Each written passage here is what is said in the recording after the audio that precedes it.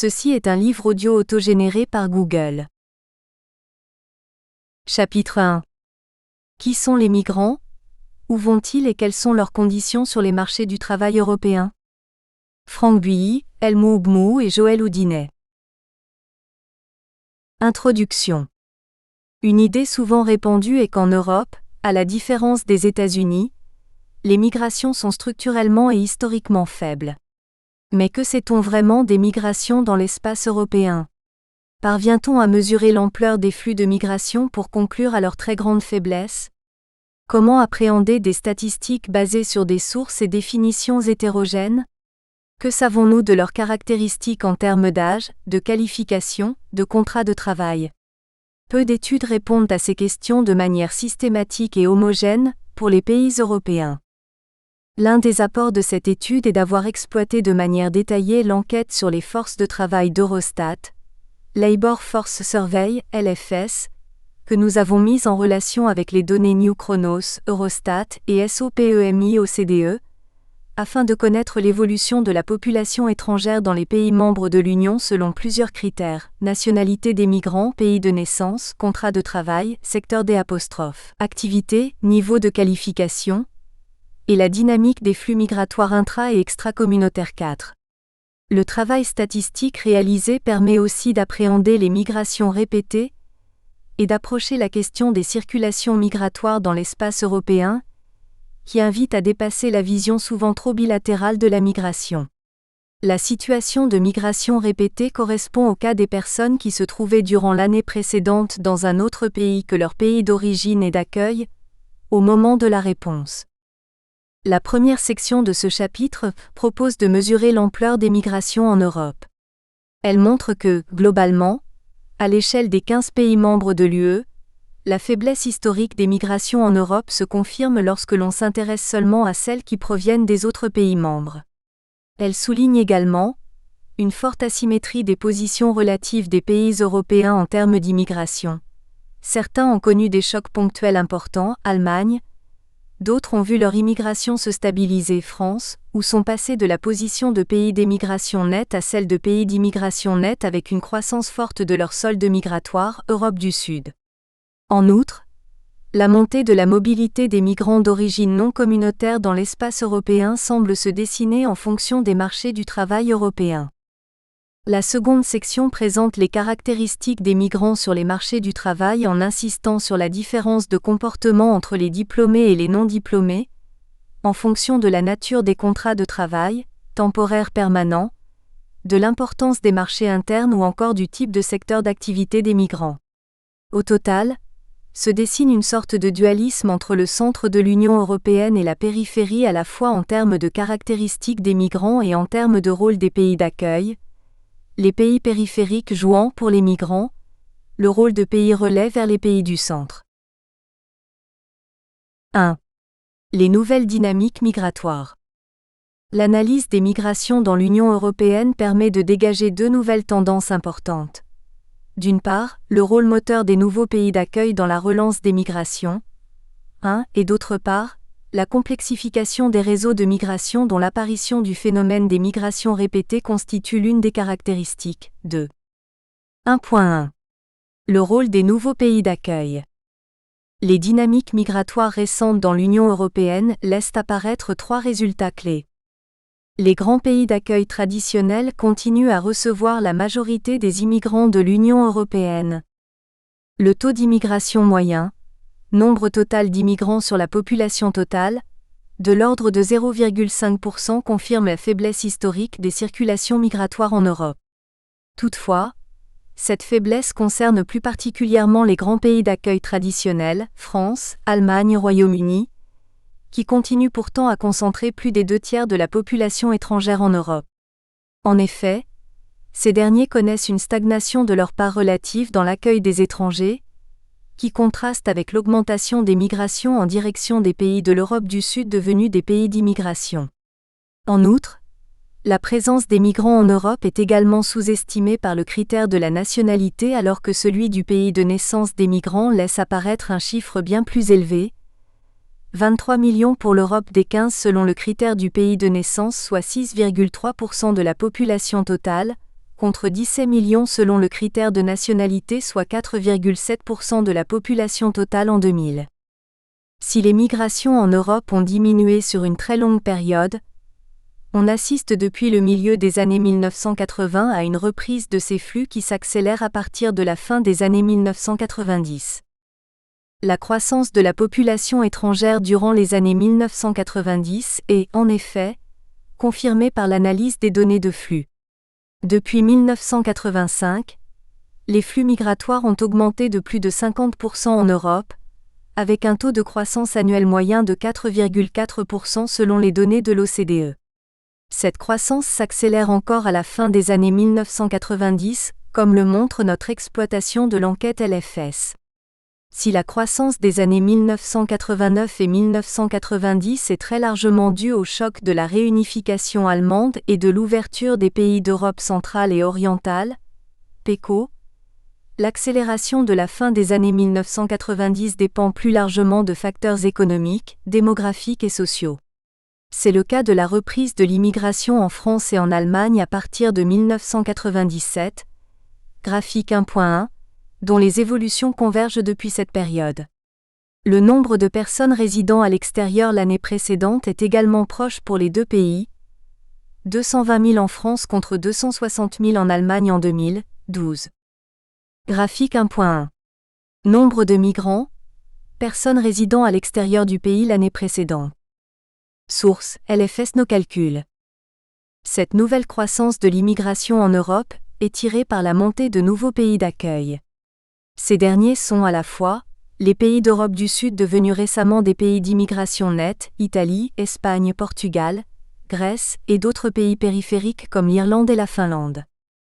Les pays qui ont connu la plus forte croissance de l'immigration sont l'Espagne, l'Italie et l'Irlande avec respectivement des taux de croissance annuels moyens de 13,2%, 9,1% et 8,5% alors que le taux européen est de 4,4% sur 1985 à 1999. Sur les dernières années, l'Espagne et à un degré moindre le Portugal deviennent des pays d'accueil de plus en plus attractifs, le nombre de migrants ayant presque doublé au Portugal et triplé en Espagne entre 1999 et 2001. Ces hausses sont bien plus fortes que celles du Royaume-Uni, graphique 1.2. Graphique 1.2. Flux d'immigrants dans les pays où la rupture est forte. Source: SOPEMIOCDE. 1.2. La complexification des réseaux et le décloisonnement des catégories de migration. Avec l'achèvement du marché unique européen, les pays membres ont malgré tout maintenu des politiques d'immigration différentes voire divergentes, en termes d'ouverture des frontières qui répondent en réalité à des besoins spécifiques. Face à cette diversité des cadres nationaux, les migrants adaptent leur choix de pays de destination en fonction de leurs caractéristiques, le niveau de qualification, l'âge, leur pays d'origine candidat ou non à l'élargissement de l'Union, ce qui se traduit par une complexification des circulations migratoires dans l'espace européen. Cette complexification peut être mise en lumière à partir d'une typologie des catégories de migrants, voir tableau 1.1 et annexe 1.1, définie à partir de l'enquête LFS qui croise la nationalité du migrant et son pays de résidence l'année précédente. Tableau 1.1.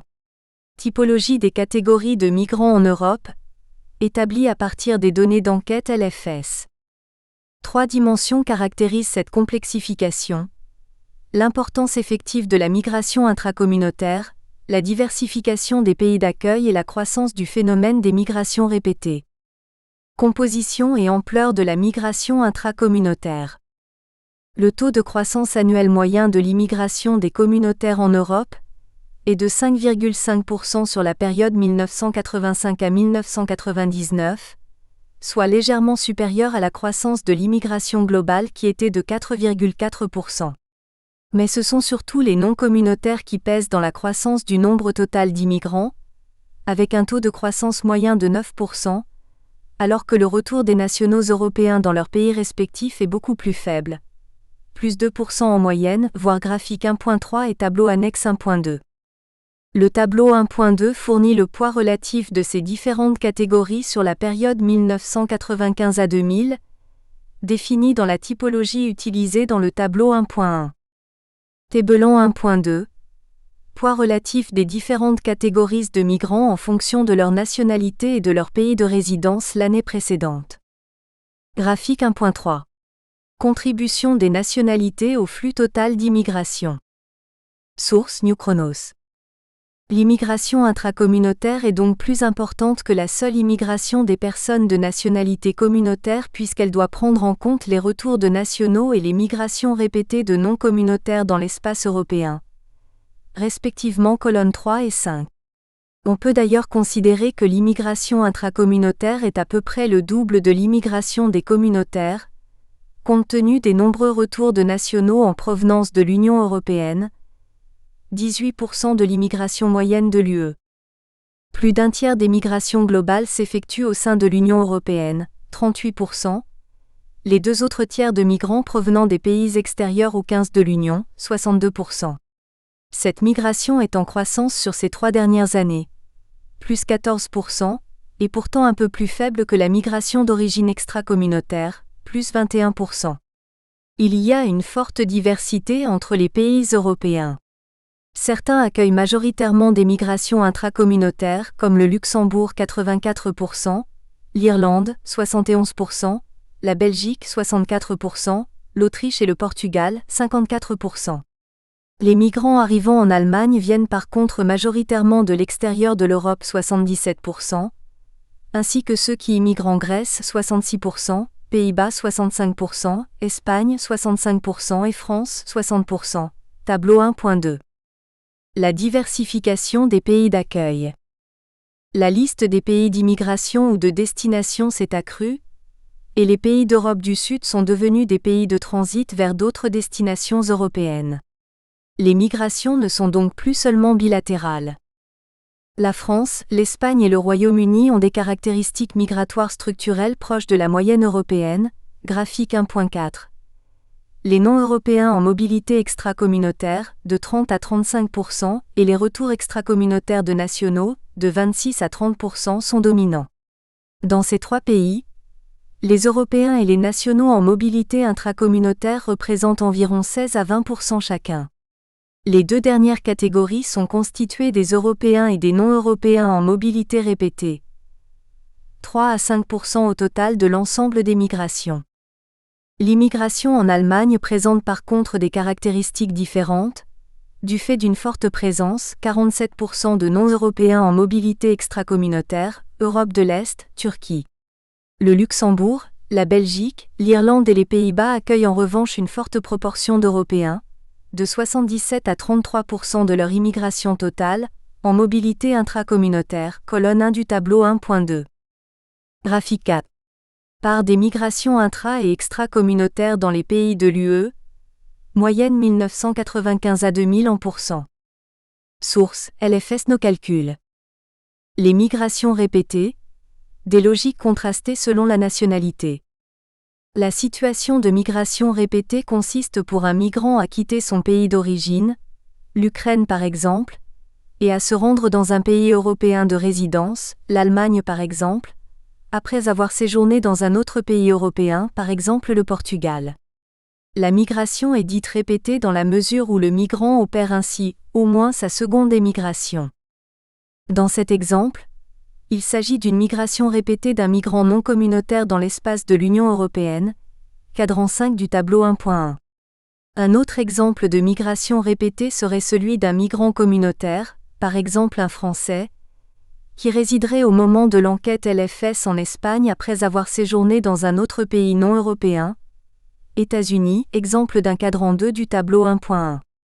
L'enquête LFS ne permet donc de construire et de mesurer que ces 2 catégories de migration répétée et sous-estime donc l'ensemble du phénomène 17. Ce phénomène certes encore faible reflète un changement dans la dynamique et les caractéristiques des migrations, et préfigure le développement des circulations migratoires. Sur cette base, on observe que les migrations répétées, de plus en plus fréquentes, concernent plutôt les migrants de nationalité non européenne. Parmi les migrants européens et non européens, la part de migration répétée est de 7% pour les pays européens, tableau 1.2. Le Portugal, l'Espagne, le Danemark et l'Autriche sont particulièrement choisis par les migrants en mobilité répétée, de 19 à 13%, mais pour le Portugal et l'Espagne à un degré moindre, la migration répétée est essentiellement le fait des migrants européens. L'analyse de ce phénomène révèle une nette différence des comportements des migrants, selon leur nationalité d'origine communautaire ou non communautaire. Les migrants non communautaires. Des choix périphériques pour atteindre les pays du centre de l'Union européenne. 12 à 20% des immigrants non européens s'installent au Royaume-Uni, Belgique, Autriche et Luxembourg après avoir résidé dans un autre pays de l'Union européenne. Graphique 1.5. Cela signifie sans doute que les migrants les considèrent comme des pays de destination finale, ou en tout cas plus définitive puisqu'ils sont déjà passés par un autre pays européen considéré comme pays relais. En revanche, les non-européens qui arrivent en Allemagne, Pays-Bas, France, Portugal et Grèce ne viennent pas ou très peu d'un autre pays européen. Moins de 6% de l'immigration non-européenne. Parmi ces pays, on peut distinguer les grands pays d'accueil traditionnels, Allemagne, France et Pays-Bas, qui sont souvent directement ciblés par les migrants à travers les filières classiques, des nouveaux pays d'immigration, Portugal, Grèce qui jouent un rôle de pays relais 18. Graphique 1.5. Proportion de non-européens en migration répétée, arrivant dans un pays de l'Union européenne. Source, LFS Nos calculs. Note de lecture. Parmi les non-européens qui arrivent au Luxembourg, 12% voire colonne 5 plus 6 du tableau 1.2, 20% proviennent d'un autre pays européen et sont donc en situation de migration répétée, 2% colonne 5, 80% arrivent donc directement de l'extérieur de l'Union européenne, 10% colonne 6. Les caractéristiques des immigrants au Royaume-Uni sont différentes de celles des immigrants s'installant en France ou en Allemagne. Plus de 10% des migrations sont de nature répétée alors que ce type de migration est plus faible dans les autres pays traditionnels d'immigration. 3 à 6% des migrations totales. Les Allemands et les Néerlandais qui retournent dans leurs pays respectifs proviennent essentiellement de l'extérieur de l'Union européenne. Respectivement 82 et 88%, tableau 1.2 colonne 4, 4 plus 3. Cette situation est très différente de celle des autres pays européens, où la majorité des nationaux reviennent d'un pays de l'Union européenne, près des 3/4 des Irlandais et Luxembourgeois. Les nombreux retours d'Allemands ayant émigré vers les pays de l'Europe de l'Est expliquent ce résultat. Si l'ampleur de la migration répétée des non-européens est encore relativement faible, cette catégorie est en forte croissance sur les dernières années. Plus 35% entre 1996 et 1999, tableau 1.2. Un clivage net se dessine entre les pays qui jouent le rôle de pays cible et ceux qui jouent le rôle de pays relais. On peut ainsi parler de nouvelles dynamiques migratoires associant pays relais et pays cibles, et combinant des comportements ou stratégies migratoires différenciées. Le clivage pays cible, pays relais reflète également des différences dans les politiques d'immigration. Dans les pays cibles, ces politiques sont formellement restrictives en particulier en direction des migrants non diplômés. Dans les pays relais, qui sont à la fois de nouveaux pays d'immigration et des pays périphériques par rapport au noyau dur de l'Union européenne, des stratégies d'ouverture sélective se développent à plus ou moins grande échelle comme dans le cas du Portugal. Les migrants communautaires, des logiques centrifuges. La situation des Européens en migration répétée est due à un autre aspect de la migration, plus généralement lié à la mobilité des personnes diplômées. De 20 à 37% des Européens qui migrent au Portugal, en Grèce, en Espagne et au Danemark sont des migrants qui ont déjà migré dans un autre pays de l'Union européenne avant d'arriver dans ces pays. Graphique 1.6. La part d'immigrants européens est assez faible dans ces pays, mais ces migrants sont souvent en situation répétée, au contraire d'autres pays européens. Ces immigrants sont d'ailleurs souvent qualifiés, voire section suivante. Il semblerait donc que les migrants communautaires développent des stratégies de diversification des pays de destination, davantage en direction de la périphérie de l'Union européenne, où les opportunités professionnelles sont plus fréquentes. Graphique 1.6. Proportion d'Européens en migration répétée, arrivant dans un pays de l'Union européenne. Source, LFS Nos calculs. Note de lecture.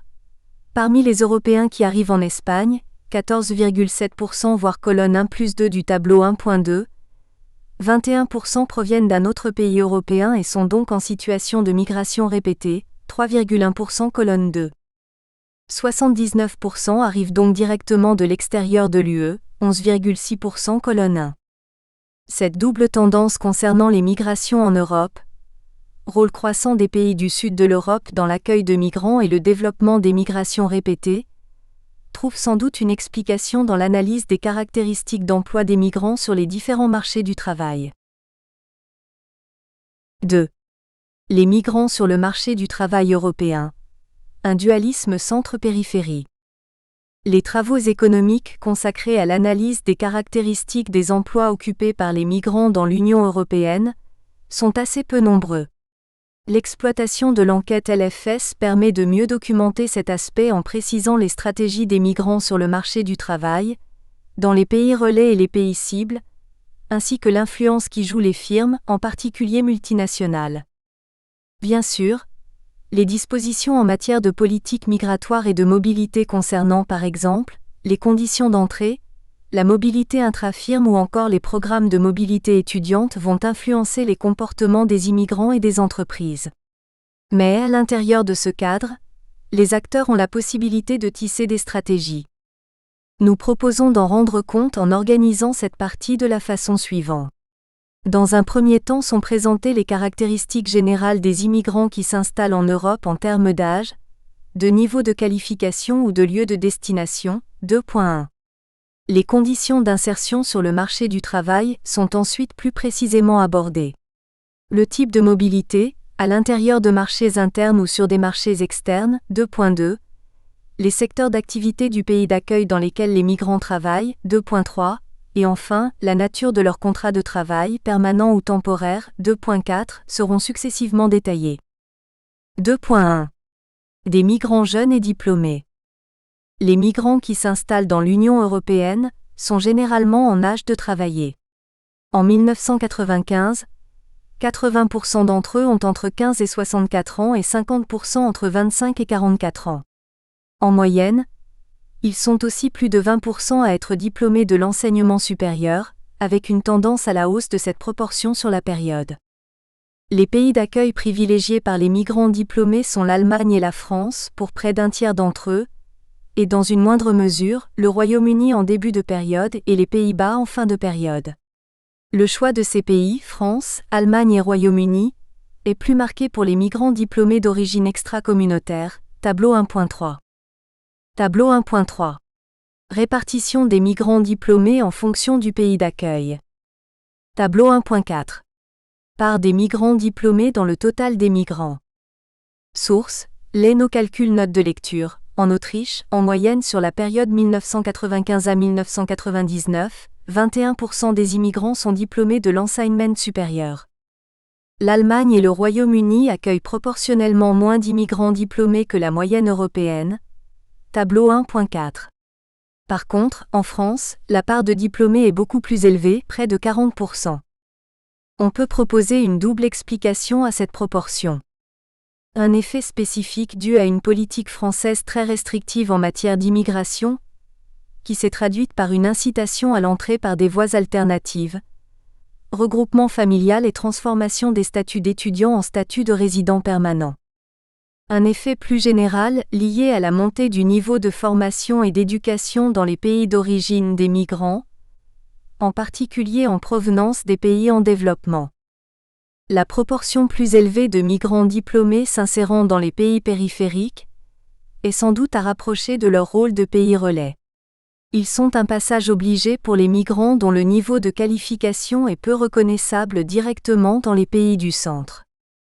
Toutefois, il n'y a pas nécessairement d'adéquation entre, d'une part, le niveau de diplôme des migrants et d'autre part, le type d'emploi occupé, le secteur d'activité et leurs conditions de travail. 2.2.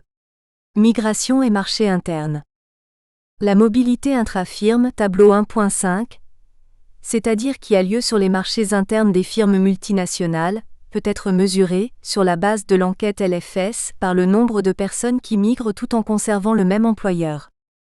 En 1999, c'est dans les pays du centre que l'on trouve les proportions les plus élevées de migrants qui gardent le même employeur, 28% en moyenne. Dans les pays périphériques, le taux de mobilité intra-firme est 2 fois plus faible que celui des pays du centre, avec une moyenne de 12%. Même si l'opposition précédente est moins marquée, une situation similaire se dégage pour les migrants diplômés. Ils sont généralement plus nombreux dans les pays du centre à conserver le même employeur que dans les pays périphériques. Tableau 1.5. Part des migrants et des migros diplômés qui conservent le même employeur dont le total de ceux qui ont un contrat de travail, permanent et temporaire, année 1999. Source, LFS No calcul ND égale données non disponibles. Note de lecture. En 1999, en Grèce, sur 100 migrants qui ont un contrat de travail, 16 conservent le même employeur avant et après la migration. Cette opposition traduit probablement un double phénomène. D'une part, il existe une mobilité intra-firme importante à destination des pays périphériques en provenance d'entreprises implantées dans les pays du centre de l'Union européenne. Ce type de mobilité répondrait en particulier à un objectif de transmission de capital humain, Straubhaar et Walter, 1997, Salt 1997, voire encadré 1.1. La part de la mobilité intra-firme, plus élevée pour les diplômés, confirmerait cette hypothèse. D'autre part, il existe une mobilité à destination des pays de la périphérie de l'Union européenne, mais en provenance, cette fois-ci, de pays extérieurs à l'Union européenne, passerait davantage par les marchés externes du travail. Plusieurs facteurs peuvent expliquer cette situation. En premier lieu, les firmes implantées dans les pays du Sud, extérieurs à l'Europe, et ayant des filiales dans les pays périphériques de l'Union, sont peu nombreuses. Les marchés internes sont donc peu développés. En second lieu, la mobilité externe serait en partie le produit d'un choix opéré par les migrants. Elle augmenterait leur probabilité de trouver un emploi dans le pays d'accueil, souvent dans des conditions de travail très précaires. Enfin, elle permettrait aux employeurs des pays d'accueil de rendre encore plus flexible leur politique de gestion de la main-d'œuvre. Encadré numéro 1.1. Migration et marchés internes internationaux. Pour Straubhaar et Walter, 1997, la migration internationale intra-firme s'inscrit dans une stratégie de transfert de capital humain et de connaissances. Elle dépend du stade de développement des entreprises. 4 phases peuvent être distinguées. La première phase est celle où les entreprises ont une base de production nationale et n'influencent pas les migrations internationales. Durant la seconde phase, les entreprises vont s'internationaliser par le biais d'investissements directs à l'étranger. Cette phase se caractérise par une mobilité internationale importante des managers via les marchés internes. La migration permet en effet de transmettre des informations sur les technologies de production, la culture et l'organisation de l'entreprise nécessaires au maintien des standards de production et de la qualité des produits. La troisième phase est celle de la consolidation. L'entreprise voit son activité de production augmenter à l'étranger. Durant cette phase, l'entreprise participe peu à la croissance des mouvements migratoires des plus diplômés. Les unités implantées à l'étranger acquièrent de l'expérience, ce qui réduit le besoin de transfert de connaissances. Au fil du temps, ces unités prennent de l'importance et se développent. L'entreprise devient transnationale. C'est la quatrième phase, celle du transfert bilatéral des connaissances. Il y a en effet transfert des unités extérieures vers la tête de l'entreprise, ainsi qu'entre les unités extérieures elles-mêmes afin d'allouer de façon optimale les connaissances et des compétences en fonction des besoins des marchés. À nouveau, l'entreprise va influencer les mouvements migratoires internationaux. Sont concernés les managers, mais également des personnels techniques qui occupent une place moins élevée dans la hiérarchie. Salt 1997 propose une analyse assez proche de la précédente. La migration internationale des plus qualifiés est la conséquence de la recherche de capacités d'expertise le long du processus de développement des firmes.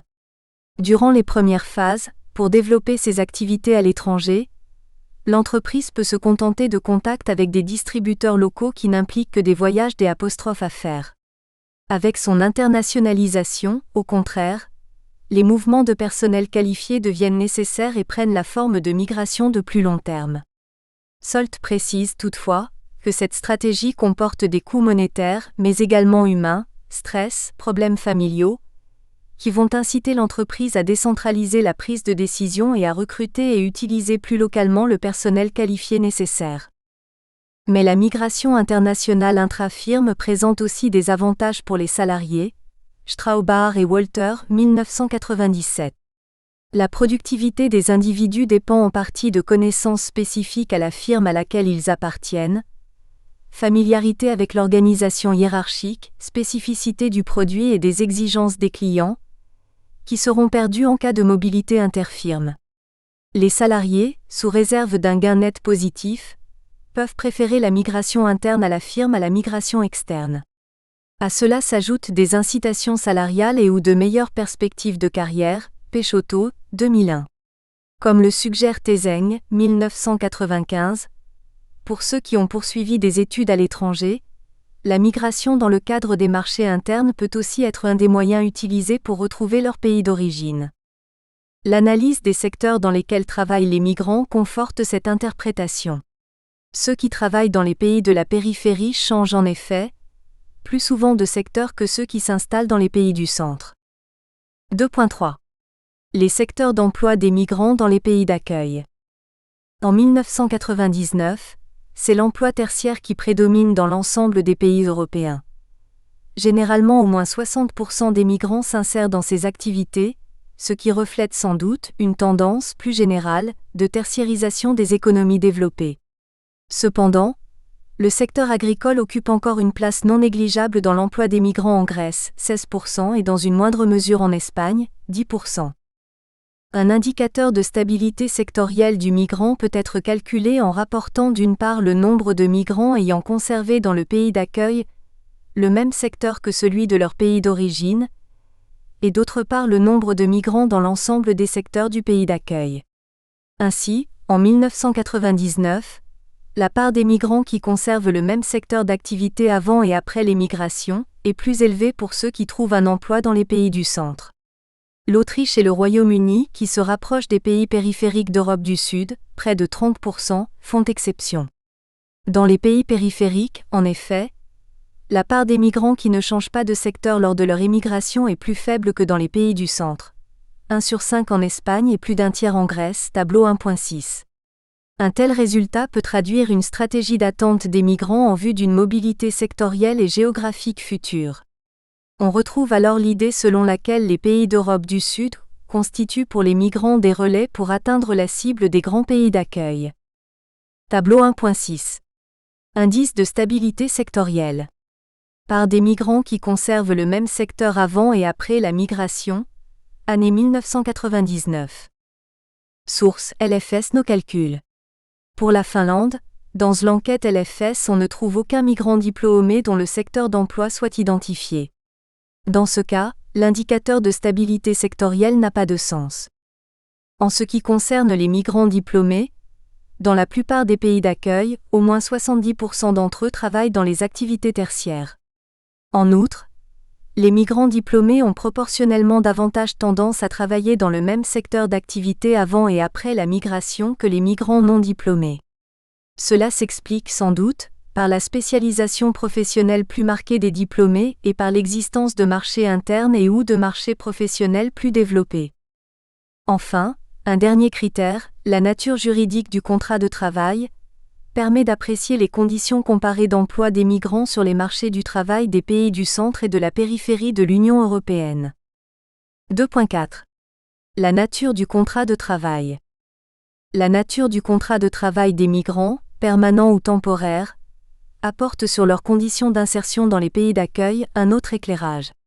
Toutefois, ce dernier ne reflète pas seulement les stratégies des migrants ou celles des firmes, mais traduit également les caractéristiques juridiques, notamment en matière de droit du travail, et économique des marchés de l'emploi des pays de destination. Une manière d'intégrer, en partie au moins, ces spécificités nationales est de comparer la situation des migrants à celle des autres salariés du pays d'accueil. En outre, le caractère temporaire du contrat de travail n'est pas toujours synonyme de précarité. Dans le cas de la mobilité croissante des travailleurs qualifiés et diplômés, Le contrat temporaire peut être souvent préféré ou simplement favorisé par les politiques d'immigration des pays d'accueil. Enfin, la précarité peut s'exprimer sous d'autres formes que la nature juridique d'un tel contrat. Afin d'interpréter de manière précise cet indicateur, on raisonnera d'abord en termes absolus, par des migrants employés sous contrat temporaire sur le total des migrants ayant un contrat, puis en termes relatifs. Nous espérons que vous avez apprécié cet aperçu. Pour continuer à écouter ce livre audio sur Google Play Livres, utilisez le lien dans la description de la vidéo.